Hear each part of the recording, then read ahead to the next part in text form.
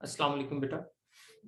हम लोग आज बात करेंगे सेक्स लिंकेज इन ह्यूमंस में और ह्यूमंस में कौन कौन से जो ट्रेट्स हैं वो एक्स लिंक्ड हैं और कौन से ट्रेट्स जो हैं वो वाई लिंक्ड हैं और इनकी इनहेरिटेंस कैसे होती है नेक्स्ट जनरेशन में और नेक्स्ट जनरेशन से ऑनवर्ड्स ये कैसे ट्रांसमिट होते हैं, तो उसके बारे में हम बात करेंगे।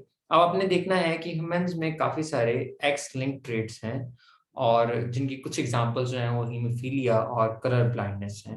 ठीक है, और ये रिसेसिव टाइप के हैं और कुछ जो हैं वो डोमिनेंट टाइप के एक्स लिंक ट्रेट्स हैं। ठीक है ना, जिस तरह से हमारे पास हाइपोफॉस्फेटिमिक है vitamin D resistant rickets.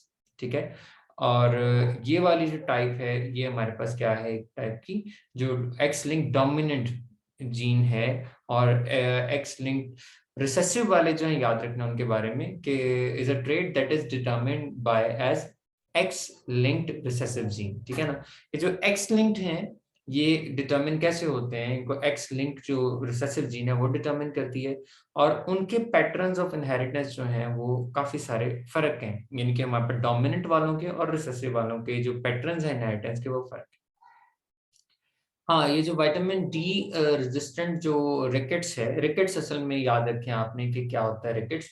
Rickets में हमारे पास जो पर्सन है उसका प्रॉब्लम ये है कि उसके अंदर विटामिन डी की एब्जॉर्प्शन बट कैल्शियम की एब्जॉर्प्शन नहीं हो रही। असल में कैल्शियम की एब्जॉर्प्शन के लिए नेसेसरी होता है विटामिन डी और विटामिन डी नेचुरली हमारी स्किन बनाती है सनलाइट को एब्जॉर्ब करके। ठीक है ना, सनलाइट जो है उसके रिजल्ट में, उसके अब्जॉर्प्शन के रिजल्ट में हमारी जो स्किन है वो विटामिन डी प्रोड्यूस कर सकती है। ठीक है, तो नॉर्मली ये हो रहा होता है कि विटामिन डी की प्रोडक्शन हो रही है, लेकिन इस केस में विटामिन डी की प्रोडक्शन के बावजूद भी जो है वो कैल्शियम की अब्जॉर्प्शन नहीं हो रही। ठीक है ना, तो हमारे पास वो हाइपोफॉस्फेटिमिक है, यानी कि हमारे पास जो फॉस्फेट जो है उसकी डेफिशिएंसी। असल में हमारी बोन्स जो है ना, कैल्शियम और फॉस्फेट्स जो हैं ये मिनरल्स एडअप होते हैं बोन्स में, बोन्स जो हैं वो स्ट्रांग होती हैं। तो जो वीक बोन्स होती हैं रिकेट्स मसल में, जो वेट बेयरिंग बोन्स हैं वो बेंड हो जाती हैं।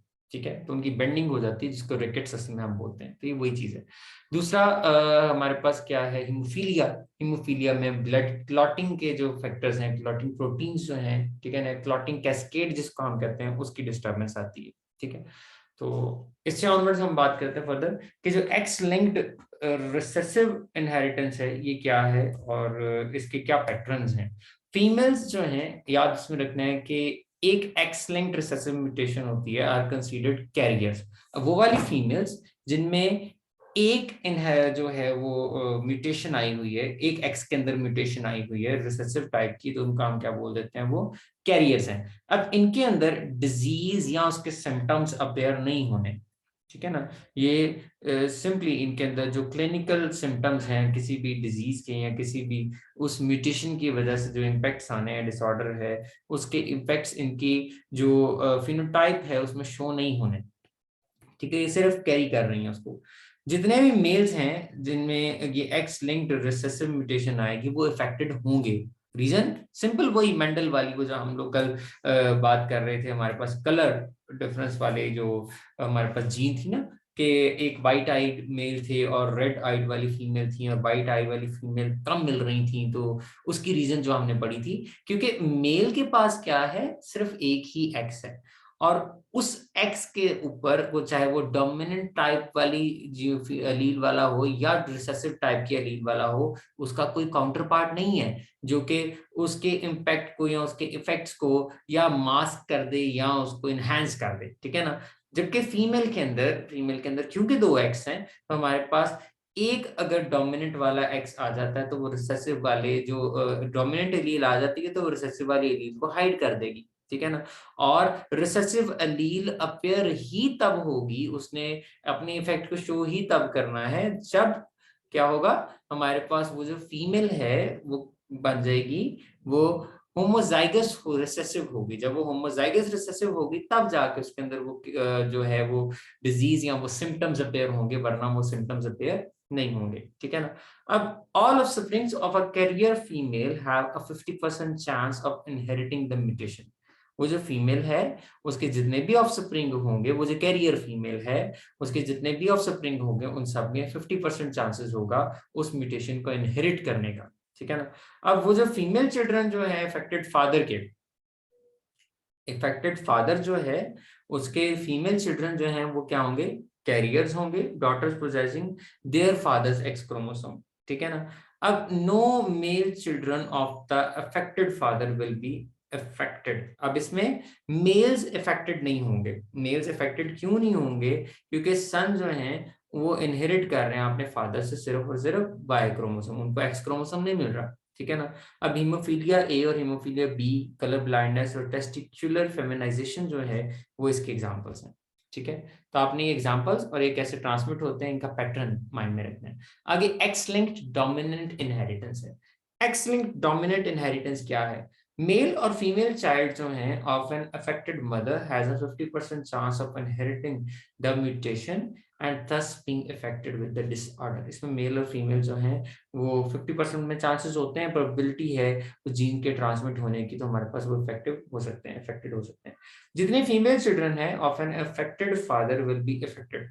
अब इसमें क्या है, ये डोमिनेंट टाइप की इनहेरिटेंस है, तो इसमें क्या होगा कि क्योंकि डोमिनेंट टाइप की इनहेरिटेंस के अंदर जितने भी इंडिविजुअल्स होंगे, चाहे वो मेल है चाहे वो फीमेल है, उनके अंदर इफेक्ट होंगे, ठीक है ना। लेकिन मेल में इफेक्ट इसका क्यों नहीं होगा? क्योंकि फादर से अगर हम बात कर रहे हैं ना, फादर से अगर आ रही है, ठीक है ना। यहाँ पे देखें मेल और फीमेल इफेक्टेड मदर के जन्म में 50% चांसेस है, और जब फादर है उसमें मेल्स के अंदर ये वाला कैरेक्टर नहीं आएगा। क्यों? क्योंकि फादर ने तो भाई देना ही क्या है, वाई क्रोमोसोम देना है ना अपने बेटों को, उसने तो एक्स क्रोमोसोम तो देना ही नहीं है, ठीक है ना। अब फादर ने क्योंकि वाई क्रोमोसोम देना है, तो अगर फादर इफेक्टेड है तो बेटे आगे इफेक्टेड नहीं होंगे, बेटियां इफेक्टेड हो सकती हैं, क्योंकि फादर ने जब बेटियों को एक्स क्रोमोसोम देना है, तो अगर कोई ट्रेड एक्स लिंक्ड डोमिनेंट वाला है तो बच्चों में, बेटों में तो एक्स वाला तो ट्रेड जाएगा ही नहीं, क्योंकि एक्स वाला क्रोमोसोम नहीं जाना, ठीक है। तो ये बात आपने माइंड में रखनी है। ये देखें, no male children of an affected father will be affected, sons do not inherited their fathers X chromosome. Example जो है ये हाइपोफॉस्फेटेमिक रिकेट्स इसकी एग्जांपल है। अच्छा, इसके बाद है हमारे पास Y linked inheritance. Y linked traits जो है इनको हम कहते हैं हॉलोएंड्रिक ट्रेट्स कहते हैं, ठीक है। क्या है ये? हॉलोएंड्रिक ट्रेट्स हैं। The genes located on the Y chromosome whose alleles are absent on X chromosome are Y linked genes और हॉलोएंड्रिक जीन्स, ठीक है ना। अब हमारे पास इनको हेमीजाइगस भी कहते हैं। देखें यहाँ पे बात हो रही है कि वो वाली जीन्स जो कि सिर्फ वाई क्रोमोसोम पे हैं और उनकी एलील्स एक्स क्रोमोसोम पे प्रेजेंट नहीं है, उन्हें हम एक्स वाई लिंक्ड कहते हैं जीन्स, ठीक है ना। वाई लिंक्ड जीन्स हैं या वो होलैंड्रिक है, यहाँ क्या है वो होलैंड्रिक एलील्स, होलैंड्रिक जीन्स है, ठीक है। तो यहाँ पे देखें कि जो हमारे पास वाई लिंक्ड जीन्स हैं लोकेट कहाँ पे कर रही हैं, on the non homozygous region of the Y chromosome. तो वाई क्रोमोसोम का जो नॉन होमोजाइगस रीजन है वहां पे their phenotypic expression is observed only in the males। तो इसमें प्रॉब्लम्स कहाँ पे होते हैं? सिर्फ मेल के अंदर होते हैं। they are inherited from father to son। Father से सन में आते हैं, क्योंकि फादर ने सन को वाई क्रोमोसोम देना, तो फादर का अगर वाई क्रोमोसोम पे अगर कोई म्यूटेशन है तो वो आगे सन को ट्रांसमिट होगी, ठीक है। और वो फीमेल्स में नहीं जाएगी, कोई फीमेल को फादर ने वाई क्रोमोसोम नहीं देना, ठीक है। अब इसके बाद उसने क्या, इसका एक्सप्रेशन सिर्फ मेल्स में आता है। They are inherited father son as only son only receive Y chromosome from the father. Example जो वाई लिंक की हैं ये कौन कौन सी हैं हमारे पास? एक तो हाइपर ट्राइकोसिस है, ठीक है, नहीं कि हमारे पास ये जो पिन्ना के ऊपर ग्रोथ आ जाती है हेयर्स की वो, ठीक है। बाद में पॉर्क्यूपाइन मैन है, straight hair on the body and webbing of toes webbed होती हैं। ये सारे कैरेक्टर्स ऐसे हैं जो कि वाई लिंक्ड हैं। Recently two more genes have been discovered। दो और जीन्स आई हैं, ठीक है ना, जिसमें हमारे पास क्या है, ये टेस्टिस डिटर्मिनिंग फैक्टर है, ठीक है ना, TDF है, एंड माइनर हिस्टोकम्पैटिबिलिटी जीन, ठीक है ना, माइनर हिस्टोकम्पैटिबिलिटी जीन्स हैं ये दो चीजें, ठीक है ना। अच्छा, इसके बाद हमारे पास ये सारे के सारे उसने कुछ पेडिग्रीज ली हुई हैं। पेडिग्री असल में क्या होती है, जहाँ पे आप वो हिस्ट्री सारी की सारी पढ़ते हैं कि एक जो ट्रेड है उसके पैटर्न क्या होगा इनहेरिटेंस का। यहाँ पे study of Mendelian inherited Mendel traits in humans must rely on observations made while working with individual families। तो इंडिविजुअल फैमिली हिस्ट्री जो है ना, इस तरह आप फैमिली डॉक्टर्स की बात करते हैं कि ये डॉक्टर में हमारी फैमिली का एक स्पेसिफिक डॉक्टर है, तो उस फैमिली डॉक्टर को ना आपके दादा की, आपके बड़ों की हिस्ट्री का आइडिया होता है, ठीक है ना। तो यहाँ पे नोटिस करें कि classical cross fertilisation breeding experiments as perform by Mendel are not allowed in humans. तो ये जो क्लासिकल ब्रीडिंग एक्सपेरिमेंट्स है वो ह्यूमन के अंदर तो अलाउड नहीं है। Human genetics are not allowed to selectively breed for the traits, ठीक है ना। ह्यूमन जेनेटिस्ट्स जो हैं वो भी ह्यूमन को ट्रेड्स के लिए सिलेक्टिव ब्रीड नहीं कर सकते, ठीक है ना। One of the most powerful tools in human genetic studies is pedigree analysis। Pedigree analysis में आप क्या करते हैं, आप फैमिली हिस्ट्री को और उनके अंदर जो ट्रेड्स हैं उनके पैटर्न्स ऑफ ट्रांसमिशन को स्टडी करते हैं। When human geneticists first began to publish family studies, they used a variety of symbols and conventions. Now they are agreed upon standards of the construction of a pedigree, ठीक है ना। तो यहाँ पे इसने उसकी कुछ हिंट्स दिए हुए हैं, ठीक है। याद याद रखेंगे, जो उसको देगा स्क्वायर शेप देगा, ये मेल के लिए होगा, सर्कुलर वाली फीमेल के लिए होगी, ठीक है ना।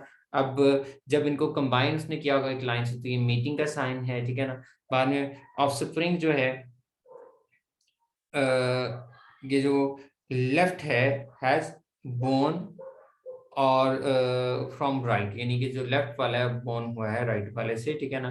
इस तरह के उसने सिंबल्स यूज किए हैं। असल में मेरे पास जो पीडीएफ वर्जन है वो इतना क्लियर नहीं है, तो आप इसको वहां से एक दफा देख लीजिएगा अपनी बुक से, टेक्स्ट बुक से आपके पास होगी, ठीक है।